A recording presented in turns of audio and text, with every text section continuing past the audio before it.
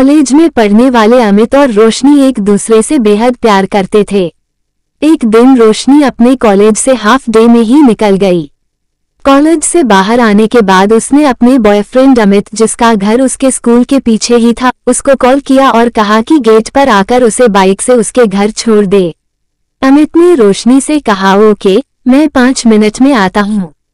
रोशनी पिछले 25 मिनट से कॉलेज के बाहर खड़ी रही, लेकिन अमित नहीं आया। गुस्से से लाल रोशनी ने देखा कि पूरे 30 मिनट बाद अमित बाइक लेकर उसके पास आया है। रोशनी, अब क्यों आए हो? चले जाओ यहाँ से, मैं खुद चली जाऊंगी। अमित, अच्छा चलो भी अब। I am sorry. अमित ने सॉरी बोला तो रोशनी बस थोड़ा मुस्कुराते हुए उसकी बाइक में बैठ गई। लेकिन रोशनी अब नोटिस करने लगी थी कि अमित अक्सर उससे किसी भी गलती को लेकर बस सॉरी बोल देता है, उससे आगे ज्यादा कुछ नहीं बोलता। रोशनी ने ये भी नोटिस किया कि अमित ऐसा किसी भी एक्सप्लेनेशन से बचने के लिए करता है, उसके किसी भी गलती के लिए उसे ज्यादा एक्सप्लेन न करना पड़े, इसलिए अमित फट से सॉरी बोल देता है। जबकि पहले अमित ऐसा नहीं करता था। अमित और रोशनी के रिश्ते के बीच ऐसा बहुत दिनों तक चला। अब तो रोशनी भी अमित के इन सॉरी से तंग आ चुकी थी। वो सोचती थी कि आई एम सॉरी बोल देने से सब कुछ ठीक नहीं हो जाता है, लेकिन अमित शायद ये बात समझने के लिए तैयार नहीं था। रोशनी ने काफी कोशिश की अमित को समझाने की, लेकिन वो नहीं समझा। आखिरकार रोशनी ने फैसला कर लिया कि वो इस रिलेशनशिप को खत्म कर देगी, क्योंकि वो रोशनी मानना था कि एक लव रिलेशनशिप सिर्फ सॉरी से नहीं चलती। रोशनी ने अमित का फोन उठाना ही बंद कर दिया। इस बात को 2 महीने बीत चुके थे, लेकिन रोशनी अमित से इतना प्यार करती थी, वो उसे भुला नहीं पाई।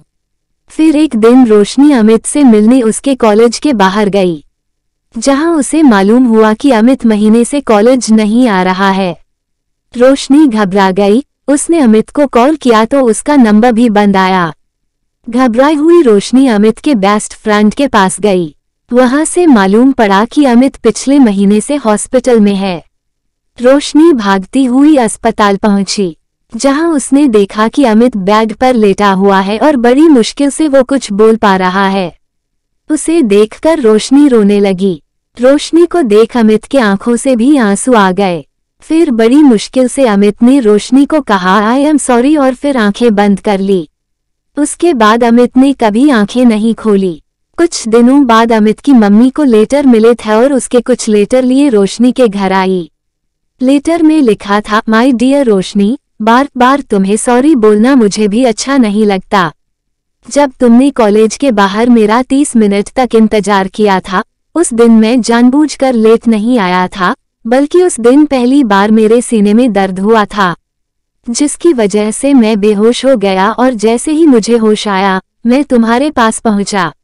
उस दिन मैंने तुम्हें इसलिए कुछ नहीं बताया, क्योंकि मुझे पता था तुम टेंशन में आ जाओगी।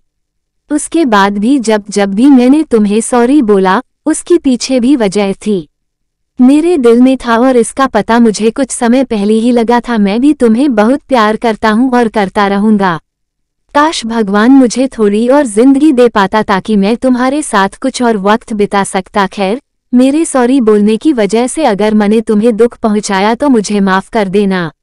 लेटर पढ़कर रोशनी के आंसू थमने का नाम ही नहीं ले रहे थे।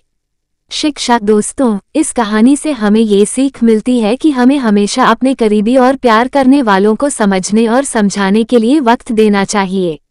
अगर आपके दोस्त या प्रेमी आपके सामने खुलकर कुछ नहीं बोल पा रहे हैं, तो आपको उन्हें समझने की कोशिश करनी चाहिए, वरना कहीं देर ना हो जाए और आई एम सॉरी बोलने का भी मौका ना मिले।